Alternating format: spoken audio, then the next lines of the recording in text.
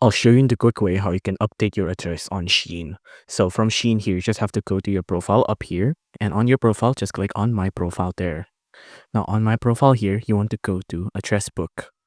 Now on address book, it depends on what kind of update you want to do. If you want to just adjust your current address, for example, here I have an address here under example pinned. If I want to adjust, for example, if I made a typo, I can just click on edit and then change whatever typo I fix. Or if I change address but not too far, I can also just change it from here. So for example, here if I want to change my name from example Planet to example Perry, for example, you just have to delete this and then put in your new name, Barry. If you want to change your phone number, of course you can do that as well. Change your address line, you can do that as well. Change your Florida, change your city, change your state, your zip code, things like that, and then just click on save.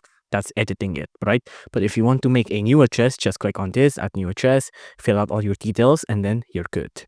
If you enjoyed this video, please do consider liking and subscribing.